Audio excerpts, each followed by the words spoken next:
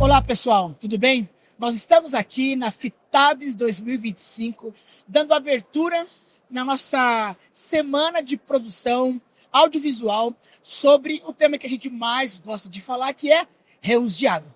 Nós estamos, como você pode ver, na Estação do Conhecimento do Instituto Reus de Água e minha primeira convidada, especialíssima, minha amiga Ana Silvia.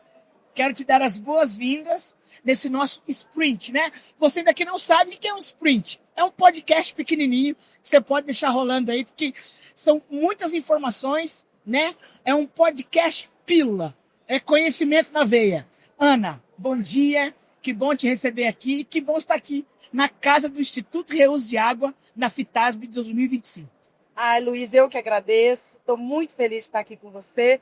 Meu grande amigo, acho que a gente vai fazer uma boa conversa. Muito obrigada. É isso aí. E vamos, sem demoras, ao tema de hoje. Ana, ano passado, eu fui parte disso. Eu sei que o Instituto investiu muito tempo e reuniu uma galera muito especial no grupo de trabalho para as diretrizes de reuso de água no Brasil. Então eu queria, assim, que em rápidas palavras, você pudesse falar o que de fato são as diretrizes, né? E simplesmente por que o Instituto decidiu investir tempo, recurso, né, para reunir, porque o material escrito ficou fantástico, né? Foram vários encontros com várias visões, mas eu queria saber, em primeiro lugar, o que foram as diretrizes e o que motivou você, Maíra, o Instituto a pôr força nisso em 2024. Muito bom. Primeiro, queria te agradecer pela oportunidade da gente falar isso aqui. Você fez parte disso, então você viu ali como era o nosso dia a dia do GT. Na verdade, a nossa intenção era ajudar, era colaborar a cumprir uma lacuna. Então, nós temos uma lacuna regulatória grande no Brasil. O mundo já avançou.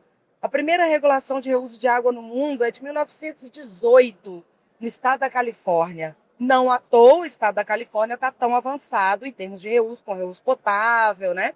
Bom, então, no Brasil, a gente percebe que a gente tem um grande potencial em função de uma grande demanda de água. Somos um país enorme, com uma grande demanda de água para diversos setores usuários, e falta uma regulamentação mais consistente, que consiga conciliar todas as pontas, para que todos os interessados, quem produz, quem usa, quem regula, ou seja, a gente precisa dessa estrutura. Então, como esse é um tema nosso de estudo há muitos anos, esse era o principal objetivo do GT. Cumprir essa lacuna, colaborar, na verdade. Ter uma diretriz é fundamental, né? Porque o Brasil é um país continental. Somos tão diversos, né? Quando a gente compara, sem aqui fazer nenhum tipo de apologia, mas tem estados muito diferentes, né, de outros estados, né? E às vezes a gente percebe que se define uma regra, uma legislação em um estado, e muita gente quer ir atrás no tipo cópia e cola. Mas não cola, né? Não cola. Exatamente, não cola. E a gente hoje tem muito conhecimento no Brasil. A gente consegue criar nossa própria identidade em termos de diretrizes. Claro que absorver o que outros países já fizeram e talvez estar um pouquinho atrasado seja uma vantagem nesse ponto, que a gente consegue absorver. Já vi os tombos que eles tomaram, a gente pode aprender. A gente pode aprender. E você tocou num ponto muito importante que a gente levou em consideração nas diretrizes, que é essa diferença territorial entre regiões, né, econômica, socioeconômica, ambiental, cultural, climática, meteorológica. Ou seja, a gente tem diversas diferenças ao longo do território nacional. Perfeito. Então, uma das coisas que a gente colocou, assim, que foi, inclusive foi um tema de grande debate nos nossos encontros, que era a questão do monitoramento. Então, se eu coloco isso, se eu ingesso em função da vazão ou em função da população equivalente, eu tenho estados que a grande maioria dos municípios são pequenos, portanto, as estações também são pequenas. Então, a gente conseguiu conciliar fazendo o monitoramento, ou seja, estabelecendo a frequência e o protocolo de monitoramento a partir do grande, pequeno e médio porte, mas não necessariamente com números, como a maioria das legislações. Eu acho que isso foi uma grande sacada do grupo. Perfeito. Já falando de diferenças, porque, né, é o que nós estamos falando agora. uma das coisas que a gente percebe muitas vezes é que as agências, o próprio, as nossas casas legisladoras, elas muitas vezes são alimentadas por informações na hora de legislar ou de regular a partir de uma visão, às vezes, muito acadêmica. Então, eu sei que você veio da academia, mas eu sei também que você tem uma visão muito imparcial a respeito disso. E eu participei de várias das reuniões do grupo, e eu pude ali me conectar e ter empatia, porque eu vi muita gente que veio como eu da indústria, por exemplo. Então, como foi para vocês e por que foi ter um grupo de trabalho com pessoas tão diversas? Vocês não estavam falando de doutores para doutores, de mestre para mestres. Por que é que o grupo foi montado dessa maneira? Perfeito. Eu acho que essa montagem do grupo, na verdade, a gente tinha a intenção de trazer visões. Então, a minha visão, como você mesmo já disse, é uma visão mais acadêmica, é a minha área de trabalho, né? Então, eu estou com a ciência na veia. Mas eu não estou no dia a dia da operação, não estou no dia a dia do projeto, eu não estou no dia a dia do chão de fábrica, da irrigação. Então, é importante que a gente tenha essa articulação, porque a ciência, às vezes, ela traz um número engessado, rigoroso, que não cabe no dia a dia, que a operação não consegue executar. Voltando a falar do monitoramento, eu quero dizer que um determinado parâmetro tem que ser monitorado toda semana e você vai me dizer que é impossível. Eu quero tocar nesse assunto, porque eu me lembro de uma discussão mega acalorada, parecia comício político, sobre ovos de omintos, por exemplo. Né? São realidades e realidades. Exatamente. Né? A ciência vai me dizer que eu preciso monitorar ovos de omintos. Só que eu tenho outras formas de fazer um monitoramento e garantir a segurança da mesma forma. Né? A gente trabalhou muito com o conceito do risco aceitável. Não dá para a gente trabalhar hoje, nas nossas condições, até voltando à história da extensão territorial, não dá para a gente trabalhar no risco mínimo nas nossas condições hoje. Né? O risco aceitável ele está dentro do, óbvio, o próprio nome já diz, do que é aceitável, ao mesmo tempo garantindo a segurança. Então, a gente precisa dar esse pontapé inicial, em vez de, como você mesmo disse, pegar uma legislação internacional e trazer para a nossa situação que a nossa realidade não comporta. Perfeito. Bom, você aí que está me ouvindo, então, se você está gostando desse conteúdo, curte, compartilha, porque você vai receber aí coisas semelhantes que nós vamos falar aqui essa semana, viu? Então, nos ajude. Dá o seu like aqui, põe o seu comentário, coloque sua pergunta, que eu ou a Ana vamos ter enorme prazer em te responder. Ana, continuando. Então, por exemplo, quando a gente fala em água de reuso, automaticamente, e eu vivi isso muito na indústria, as pessoas querem ter uma referência. Elas querem se apoiar em alguma coisa, né? Então, por quê? Porque água potável, ela tem uma normativa. Todo mundo sabe, né? Se pegar lá a GM 888, vai ter lá uma série de numerozinhos que falam, isto é uma água potável. Uma água classe 2, ela também tem uma característica já regulada. Mas eu sei da sua opinião, mas eu quero deixar isso público, né? Então, por exemplo, existe uma normativa ou um cara-crachá para o que é uma água de reuso? A água de reuso, ela é específica, os padrões já foram afixados. Como que é essa sua visão a respeito do que é água de reuso? Ótimo. Então, assim, no Brasil, nós ainda não temos uma legislação a nível federal que defina essa cara, né? Porque dizer que pode fazer reuso ou incentivar o reuso é uma coisa. Dar a cara, nós estamos falando de efluente tratado. Então, na medida que a gente fala de efluente tratado, há um risco intrínseco à ação de usá-lo. Então, a gente tem que minimizar o impacto do risco de contaminação e etc. Portanto, devemos definir um rol de parâmetros, um rol de padrões para cada uso específico. Ou seja, na verdade, a cara tem muito a ver com o crachá. Ou seja, totalmente. Se eu vou fazer uma irrigação, Isso. ou se eu vou usar numa caldeira de alta pressão, eu posso estar usando águas e águas. Ou seja, não precisa ser a mesma água. Exatamente isso. Então, quando a gente chega, e aí você vai definir, e aí o que é a beleza, né, do negócio? É você definir padrões que estejam ali no limite daquele uso. Eu não preciso ter sempre, não vou falar melhor ou pior qualidade, porque isso é muito específico, relativo.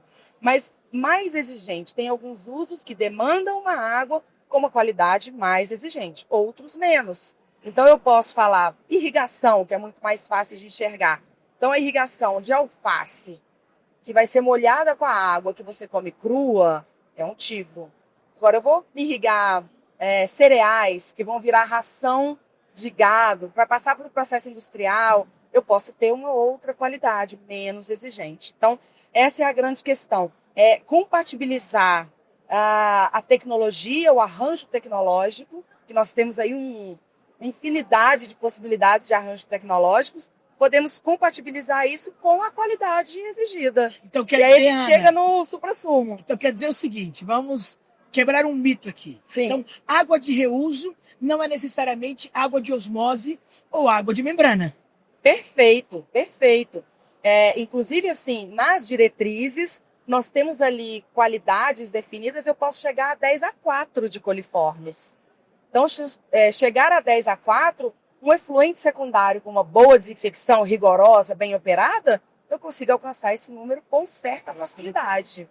E aí, usos mais exigentes, certamente, eu vou precisar de tecnologias mais avançadas, como é o uso industrial, potável indireto e por aí vai. Perfeito. Ana, a gente já está partindo para o final desse bate-papo rápido e eu quero compartilhar contigo ou te provocar uma reflexão. Então, agora que diretrizes estão prontas, o texto está compilado, eu sei que o seu coração tem um desejo para os próximos passos. Então, eu queria que você compartilhasse conosco qual que é a tua visão, né? Uma vez esse material já pronto, qual é a força motriz, a paixão do seu coração para os próximos passos em relação a esse texto que foi tão cuidadosamente escrito, discutido, com visões tão diversas, né? E até antagonistas sobre o tema. Fala pra gente o que você pensa o futuro. Muito obrigada por me permitir falar sobre isso. Na verdade, você até usou o termo dos players que estavam ali, antagonistas, né, da discussão, mas ao mesmo tempo extremamente convergente. Eu acho que nós conseguimos chegar num produto que atende, que é possível, que a gente consegue avançar. Então, nós estamos agora num momento no Brasil onde a gente precisa definir esse quadro regulatório. As coisas estão avançando. A gente está com o bonde, está andando, é só entrar dentro dele e caminhar, né? Então, a minha expectativa é que esse material ele sirva de fato para as ações, sirva de fato para as ações do governo federal, enfim, né, para os atores que legislam, né? Bom, e aí nesse caso, como nós fizemos o lançamento recentemente, nós tivemos ali uma excelente receptividade dos membros do governo. Então tivemos ali Ministério das Cidades, Ministério do Meio Ambiente, Ministério do Desenvolvimento Regional, ANA, são os principais atores do país para isso. E foi bem recebido, né? E foi bem recebido. Então tá gravado, tá no YouTube, todo mundo pode ver. Então foi muito bem recebido, bem elogiado. E eu tenho recebido um excelente feedback, que aí você perguntou do meu coração. Isso acalma o meu coração. E assim, com muita expectativa de que, de fato, a gente alcance o nosso objetivo, que é única e exclusivamente contribuir. Nossa vontade é contribuir, nosso desejo. Ana, eu ia encerrar, mas eu vou quebrar o protocolo. E você falou uma palavra que mexeu comigo, né? Você falou, olha, nós conseguimos um trabalho que, mesmo baseado em visões até antagonistas, nós fomos convergentes. Nós estamos na FITABS, né? O clima aqui é de universalização. Nós sabemos do calcanhar de Aquiles do Brasil em que vivemos. Como para você falar de reuso, que é algo vanguardista para o cenário brasileiro, num país cuja cobertura ainda não foi atingida 100%.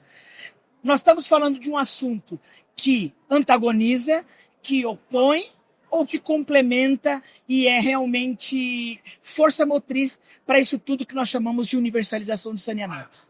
É isso, exatamente. Acho que a gente está num ponto no Brasil, e aí é uma bandeira que a gente levanta até no Instituto, né?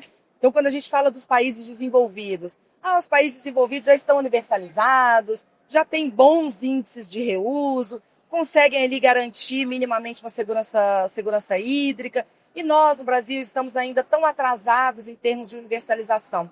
Só que os países desenvolvidos, eles universalizaram antes de dar o passo do reuso. Então, com isso, hoje eles têm que otimizar as estações, eles têm que adaptar o seu sistema. Tem um retrabalho de reforma. Exatamente. Se nós formos espertos, e nós brasileiros somos espertos, eu acho que a gente tem que aproveitar esse momento que a gente ainda tem 50% para andar. Nós só temos 50% de tratamento de esgoto no Brasil. Então, a gente ainda tem 50% para andar e acho que esse caminho ele já tem que ser planejado, ou seja, planejado em termos territorial, aptidão regional para a água, para o uso da água, tecnologia da estação de tratamento, parcerias entre os envolvidos ali, territorial de novo, né? Se eu estou num polo industrial, se eu estou numa região de irrigação, ou se eu estou ali numa bacia frágil em termos de abastecimento de água potável. Então, acho que a gente tem esse caminho aí fundamental pela frente. Portanto, ou seja, temos um caminho aberto para fazer um trabalho assim disruptivo. Isso, crescer de maneira correta. Exatamente. Perfeito. Ana, obrigado. Eu que agradeço. A conversa sempre flui assim, ó, no estalar de dedos. Obrigada, então, eu que agradeço. Nós estamos aqui nesses 3 dias, né? Vai ter muito bate-papo, muita produção boa de conhecimento. E você, fique conosco. Esse é o nosso primeiro sprint, né, sobre o reuso de água, e eu quero te convidar a acompanhar esses próximos dias de produção, entrevistas interessantíssimas. Então, fique conosco, nos vemos no nosso próximo sprint sobre o reuso de água, aqui na Estação do Conhecimento do Instituto Reuso de Água. Forte abraço!